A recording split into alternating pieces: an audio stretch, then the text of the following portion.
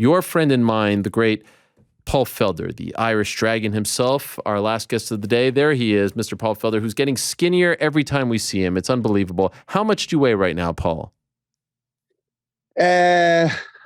After my run today, I was as low as 69 and a half, but that was after an hour run and an hour and 45 on the bike, like I told you earlier. Yeah. So probably like 175 normally, waking up after a good meal. Wow. And are you doing a triathlon this weekend? This Saturday, this Saturday in Atlantic City is a big one for me. I'm trying to really kind of crush my PR and win my age group if possible, and get as high of a ranking in the overall race out of a couple thousand people. Hopefully, top 10, top 15 overall. So we'll see. Wow. And what is this called? This particular triathlon? This is an Ironman 70.3. So there's obviously the crazy full distance Ironmans that everybody knows about. This is a half distance. So 1.2 swim, 56-mile bike, and then a half marathon. Jeez Louise, this is insanity. And how long do you train for something like this? I train all the time for these. You just don't stop. I put in some weeks it's 20 hours a week. But is there like a camp for it, or is it just continuous? So yeah, there's an off season like any sport, right? Where you're always kind of that's where it was so different from fighting, right? Training camp, get yourself beat up, got to recover. Whereas this, I can crush myself on Saturday, and then if a race popped up in 3 weeks, I'd hit a couple key sessions and stay fit for it and be able to jump on the start line. Whereas I wasn't able to do that with fighting so much. And how many triathlons have you been a part of at this point? At least I'd say 10. 10. This will probably be 10 or 11. Most of which are the half distance, that 70.3 distance. I've done a couple little short Olympic distances. One sprint distance that was a fiasco because I took a wrong turn and did a second loop of the course. Oh no. So I double the miles on the bike than anybody else. And then I didn't do the run because I was like, well, I came here for fun and it's no longer fun. Right. So, and the first one was when?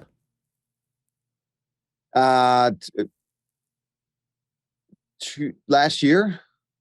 That's last June. And I've done that. Yeah, I did like 5 last year, and then I've already done, this will be my 4th or 5th. This will be my 4th half distance this year. And then I've potentially got 2 more before the year is up. And who got you into all of this? Well, I kind of got myself into it just fumbling around on YouTube really during the pandemic. I was looking for stuff to do when the gyms were closed down. And I didn't want to be around 40 guys on a mat, even though some of us were getting together secretly. I started to get nervous. I had a daughter. I was like, I don't want to get her sick. So I started running a lot, and the running kind of got, a little monotonous because I'm just running. I didn't have any structured workouts. So I started looking them up.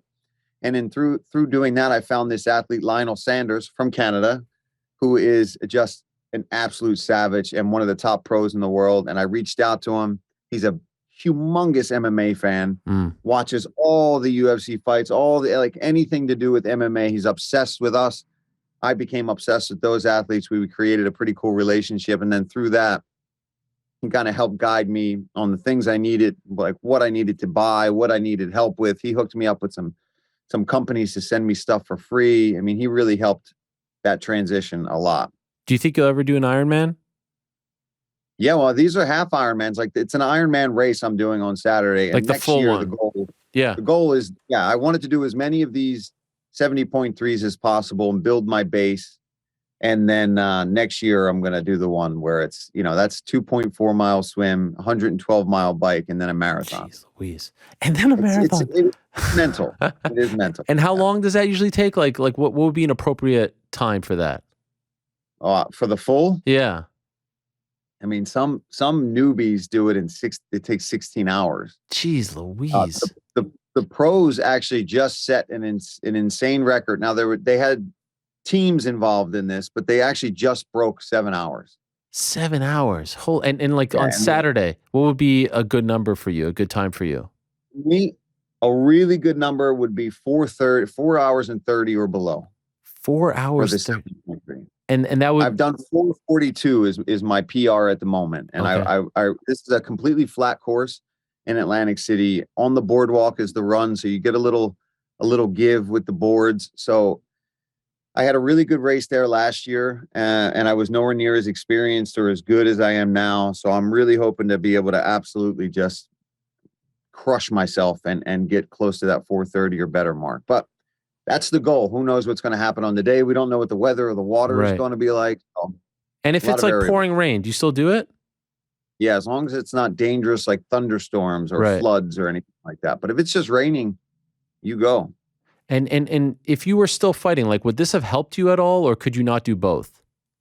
Well, I couldn't do both to the intensity that I'm doing both. But like my coach, David Tilbury Davis, is my triathlon coach, and he was really interested in working with all my MMA guys, because when I started this, I still had the RDA fight, and then I was still, remember, on the fence on, am I gonna continue to fight? Am I gonna blend these two worlds? And we were starting to do that, where we were going to take David's approach very scientifically to the sport of triathlon and kind of blend that into MMA. And I would have been, the weight cuts would have been significantly easier. I wouldn't have done as much volume as I'm doing now in the endurance stuff, but it would have been interesting.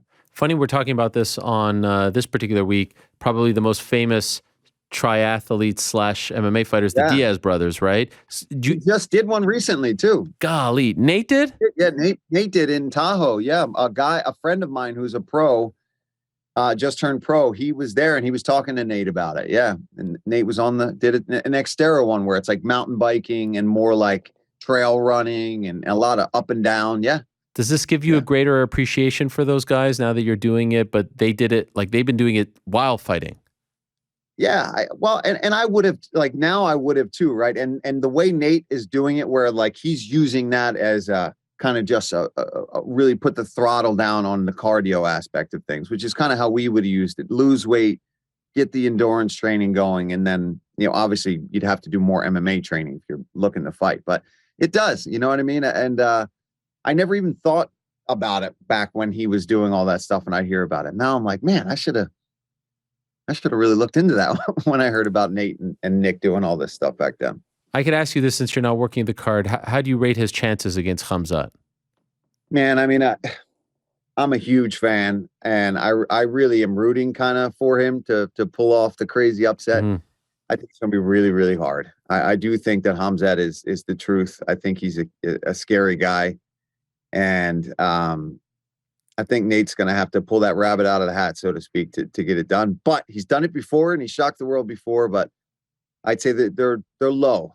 But I think we're all rooting kind of for Nate to bring the pain on Saturday. Does he have something like? Is there a path to victory for him? Do you if this happens and he does this, what is that thing? Well, I mean, we saw Gilbert show a few wrinkles in the game, right? Whereas if you can hang in there and not let the allure of who he is or what he says he is get in your head, which Nate is not going to allow that to happen. Nate's going to be smacking him in the face and spitting blood at him, whatever he's going to do. And that's what he's got to do. He's really got to frustrate him. He's got to try to get him off his game, which is what happened in that Gilbert Burns fight. Because if you listen to the corner with Hamzat, they were screaming in his face, focus, like, what are you doing? You're not following the game plan.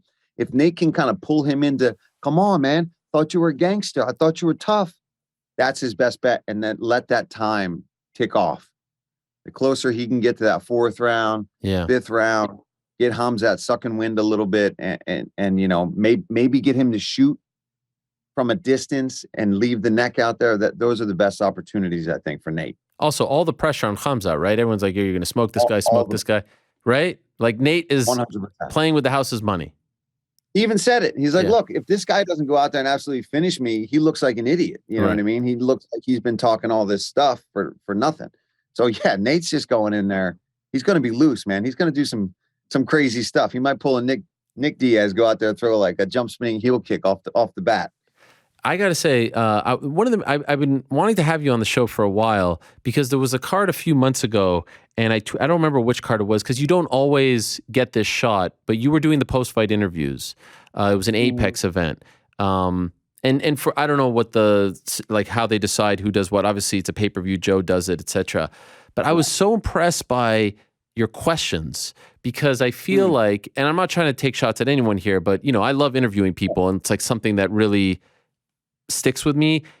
What I noticed so much about what you were doing was you were listening. And often in that role, you ask 2 or 3 questions, and it's almost like the questions are predetermined, as opposed to ask one, let's see where it goes, and then I'm going to ask a follow-up, and then I'm going to ask a follow-up. And you kept doing that. It was like interview after interview. You asked one, and you also asked, what drives me nuts sometimes, it's like, let's say a guy breaks his hand in the fight, and the first question is like, what was the game plan going to the fight? It's like, no. Yeah. Ask what's going on right now. The guy's like holding his broken hand. Ask like, what happened? A simple what happened. You have done this so perfectly, and I wish they would actually use you more in that role. And so what I wanted to talk to you about was like, how did you develop this skill? Or is it just like you're inquisitive and this is what you want answered? Or is it something that you learned from someone else? Because I really do think you are one of the very best at doing this. Well, first of all, thank you. That does mean a lot. And I think I said to you after you had said that the last time that I got to do the interviews, that I really appreciate that, because it stresses me out, actually, because I want to ask poignant questions. I want to ask questions that these fighters are going to want to answer, because it's tough, right? You just had a fist fight. It's not easy to come up with a good answer. But if I can at least give you things that make sense, that were related to the fight, that are related to you personally, I think it makes it easier for them.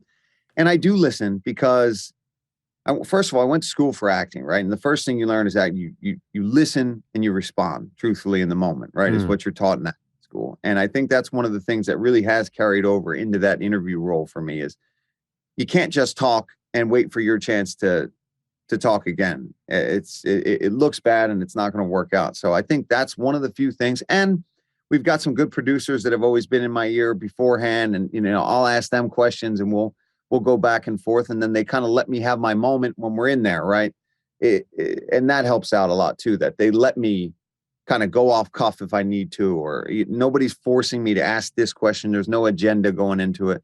But yeah, just listen, man. I think that goes a long way in interviewing these fighters, because it's going to become a lot more organic if you follow up with a question that has to do with whatever their answer was, or whatever we'd learned in fighter meetings that week beforehand, or if they called somebody out before and they're itching to fight somebody and you bring that up. But it's tough, man. I'm glad you say that, because it's a stressful spot to be in there. It's very noticeable. It is. It's I love it, and I haven't gone to do it that many times. Did it a couple times with the boxing. Adore it. Dreamed of doing it. One of my favorite jobs. I'd rather that job than the play-by-play job, to be honest, because there's nothing like being in the ring or a cage with someone right after a fight and they're all sweaty. Do you enjoy it, or is it too stressful for you? I do enjoy it. Once I get that first one out of the way in the beginning of the night and I get a good rapport with the fighters, then I do enjoy it. The only thing I've ever been stressed about being in that role is just even in my job in general with the UFC, is I've never become a champion, right? So whenever I feel I need to commentate or give guys a little bit of criticism, I'm not the double champ. I'm not a 2-time champ. I wasn't a WEC champ. So that's the only way that I feel I can really bring something good to this role, is, I know how to listen. I know how to be on camera. I know how to do TV and things like that. So I feel like even though I wasn't at the absolute pinnacle of MMA, I feel like that's where I can kind of shine, is being personable, being relatable to these guys in the cage. Did you suffer at all, considering that mindset, did you suffer at all from imposter syndrome at first? Did you question, why am I here? Should I not be here? Am I good enough to be here? Did you ever feel that way?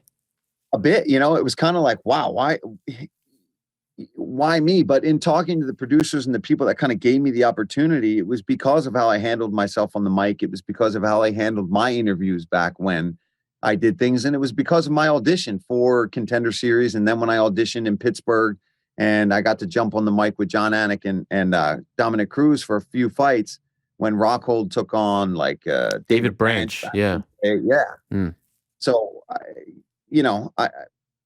I feel like I worked my way into that spot. I wasn't just given it. I had to audition for it. I had to do Contender Series first. And a lot of people auditioned for that Contender Series stuff. I don't remember who actually went out for it, but I know there was at least 10 of us that were applying for the fighter color job. And apparently they saw my tape, and I pretty much was a shoe-in right then and there. So that gig tougher than the regular gigs because you don't know the guys as much?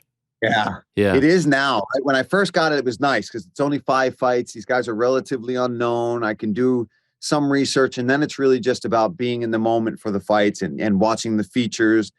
Luckily we get a lot of footage of them sitting down with like Michael LaPlante, one of our producers, asking a million questions. We get a written file of a lot of that stuff. So we don't get as much fight footage necessarily, but we get to know who these athletes are as people more than we do in the UFC when we're calling 12, 14 fight cards. But you're right. Now that I've done pay-per-views where the entire card is superstars, and then you go back to Contender Series and you're like, oh man. And I have to do this like power ranking thing sometimes where we rate them based on 5 categories. And that gets really hard because I'm like, man, I've never seen these guys fight, and you got to pick, but that's part of the job. You got to go in there and really dissect some things pretty quickly. And I still love it. I love watching these guys fight for these contracts and, fighting for their dream. And it's, they leave it on the line. That's for sure. And at least recently they have been. Someone told me before one of the broadcasts that I was doing, if I can offer you any advice, do not look at social media while you are on the air. And it is a hard thing to do. It is tough because we're so addicted to it. But I'm curious, are you, because MMA Twitter, they love to bitch about the commentary all show long. How do you look at it? Not anymore, bro. You don't? Oh no, I fell into that trap too early on. I'd be like, oh, we're on a nice 5-minute break here. Yeah. They're playing some features. I don't have to go to the bathroom. Let me see. Let me scroll through Twitter. And it's just like, Felder sucks. Get him off of this. He sucked as a fighter. He sucks as a commentator now. But the quicker you realize that it's every single one of us.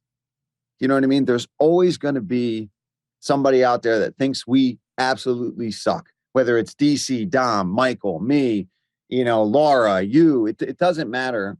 Somebody's going to think we absolutely suck. And now in today's world, anybody, no matter who you are, no matter how bad your life is, you can go and tell somebody else that they suck. So it took me a while to realize that. And now I truly do believe I've grown a thick skin. I still do enjoy, however, coming back at some of these guys when I'm bored. Yes. And I love to rip them a new. You've had some famous ones. You've had some ones that have gone that viral. One is really yes. Yeah. It still pops up. You also famously had the somewhat back and forth with Marvin Vettori, which coincidentally you called his fight. Any interactions with old Marvin before or after? Right after we had the back and forth, I called one of his fights after that, and we had fighter meetings, and our producers handled it well. They were like, guys, okay, before we start, I know there's been back and forth. We're going to handle this like adults. You guys feel free to vent both sides of your story. Marvin gave his reasons on why he felt slighted and whatever. And I gave my reasons on why I didn't think I did anything that was really against him. And we kind of hashed it out. And ever since we've been, okay. I don't think he's going to be my best friend and he likes me necessarily, but I feel like there's no real bad blood there. Okay. So this time around, there was nothing. No. It was fine. I mean, we did the interviews and everything, and we did them in person for this fight, obviously over in Paris. So, yeah. I mean, and at this point, I mean, if Marvin wanted to kick my ass, let's be honest, he probably could. I mean, he's a top middleweight right now, and I'm a very skinny former fighter who commentates and does triathlons on the side. So, by the way, that experience, that scene, that atmosphere, one of the best, if not the best, that you've ever experienced? Definitely top 3, I would say, of all time. When I fought in Scotland was probably one of the craziest that I personally experienced. New Zealand was up there, but London, man, London still to me, I think is probably the craziest crowds. They're the best, but France is right up there. Those people were losing their minds in the best way. I wasn't expecting that. Were you? No, no. When you think of the French people, I mean, you think of a lot of awesome things. You definitely don't think of going bananas, bonkers in stadiums. It was, like you think of like the drunk Irish or the drunk London, but like you don't think of them having this patriotism, right? Like singing the national Yeah, anthem to me blew my that was mind, amazing. right? Never would have expected that. Just an incredible scene, and you guys did a great job once again with the stuff, with the broadcast. Just curious, so you guys did that seminar recently about the rules and all that stuff. Did you find that Yeah. to be helpful? Did you learn? Did you feel like it was educational? It was definitely educational. There were some things that, to be honest, you forget that the way that things are judged is more specific than you realize, right? That it was nice for me to sit down with judges and people and go, listen, here's exactly what we're looking at first, then this, then this. Because I think when we hear the rules just kind of get announced real quick in the beginning of a fight, oh, there's octagon control and this stuff. That is like the last thing that judges are looking at. First and foremost, they are looking at striking, period. Then they are looking at who's effectively grappling. Then if those two things are muddy or tied, then they will go to those other things. I always kind of thought of it, even when I was fighting, and probably why I got pissed off after some decisions where I'm like, man, I controlled the cage, I did this and that. It's like, yeah, but he may have landed more significant strikes, even if I was marching him down the whole time. Even if he outstruck me by one or two punches, that's what they're going to go to first. And that really cleared things up for me when watching fights now, because I'll be like, the first thing I'm thinking of is who is doing the damage on the feet, then or on the ground, doesn't matter where. And then, okay, somebody's out wrestling that person, but are they using that effectively to do damage is what is really important. So it was very good and clarified some things for me. When I said that you were going to be on today, I had a couple of people write in like, oh, Felder's announcing his comeback. I know he's like, oh, you're going to be disappointed. But are you 1,000% done? Like 1,000%, or is the door still a little bit open? Well, I think it's, as of today, it's done, right? It's done. I can't, there's not many circumstances I could think of that would even remotely want to bring me back. There's one that I've always talked to my Philly guys about, is if they went to Wells Fargo in Philadelphia and had a fight night, it would be hard for me to not at least consider an OG type fight, kind of like RDA was just saying he's looking for. I'm not fighting Arman Sarukian. I'm not fighting Gamrat. I'm not fighting, any of these guys that are trying to become absolute champions. If I did do it, I would want to do it for a one-off, and I don't know if the UFC would even be interested in that. So that's where I think it gets kind of muddy. But no, see, the door is not 1,000% closed. I think that's one circumstance where I'd be interested in coming back. I've never fought in the UFC. My mom has never been to a UFC fight that I fought in. Wow. That is it. She never traveled. No. Any particular reason? Well, she hated watching it. Right. Okay. She loved watching it after she knew the results. Right. She would put it on the TV, watch the entire event.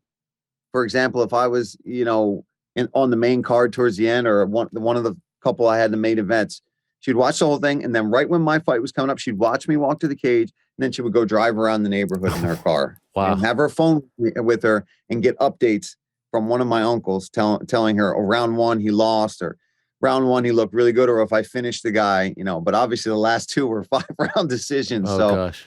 He's stressed out for a good 30 minutes driving around. Golly, that's making me nervous just thinking about it. Like as a parent, I can't even imagine the feelings that she must. Especially the way I fought. You know what Right. I mean? She knew the way I fought. She knew who I was, because part of the reason I am how I am was because I get it from my mom. She was definitely the tough one. You do have a dub over Charles Oliveira, champ. As long as he's champ, I feel like the door's still open, right? I feel like door's open for that, right? If he ever decides that he wants that one back, I would have to appease him. But he's got a million other guys knocking on that door right now, trying to get that ticket. Are you working that card? I am. Oh, damn. I was going to ask your thoughts on who you think's going to win, but I know you rightfully so. You can't really give a prediction per se, but a tough one, right? Tough one for Charles. Oh man, of course, yeah, of course. This is, when Habib was still around, this was the fight we were curious about. How would Charles match up? And now we kind of get to see, at least very closely, how it would maybe have played out if Habib won. And then the real question is, if, let's say, Charles goes, and I'm not saying this is what I think, but let's say Charles just mauls him for some reason.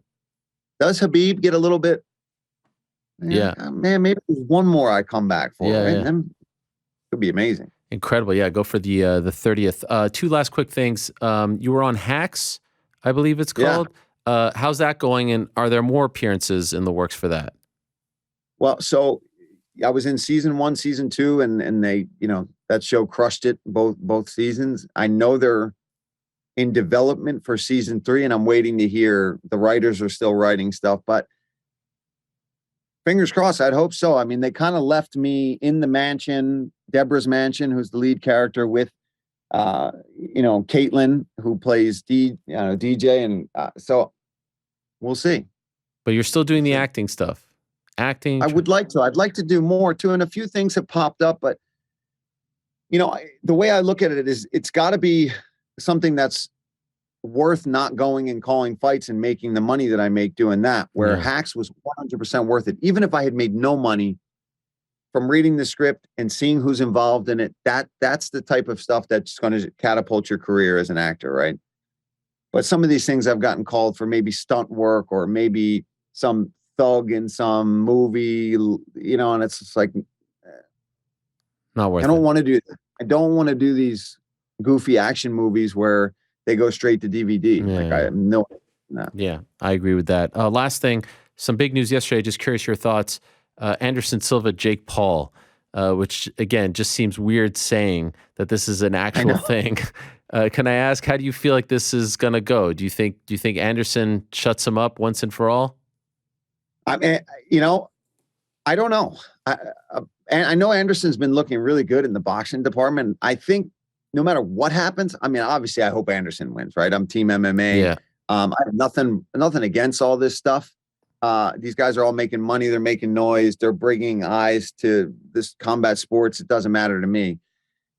But I'm glad Jake Paul is at least fighting somebody that people have been like, hey, you need to fight this guy.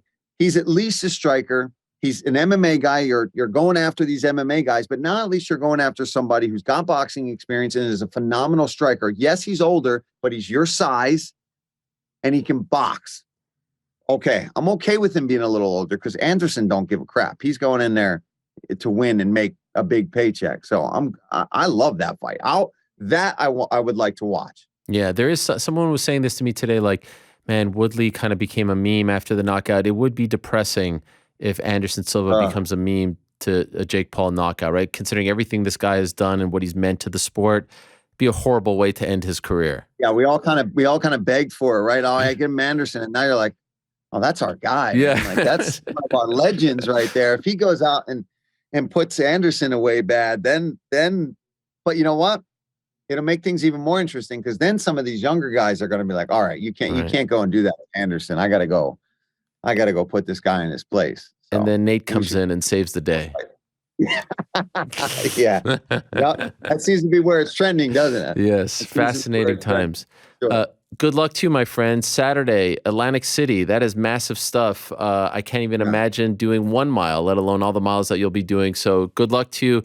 Thank you for doing this. Thank you, sir. And honestly, keep up the great work. And I hope they give you more of those post-fight interview spots because it was the Felice Herrig card now I remember the Felice Herrig card, the way you handled her situation. And it was just one after the next. You freaking knocked them out of the park. So well done. And I hope you get more of those. I will. Yeah, there's more in the future for sure. And thank you, man. I do appreciate it. I do. Awesome. Thank you, Paul. Talk to you soon. Good luck. There he is, the Irish Dragon, Paul Felder. Great stuff.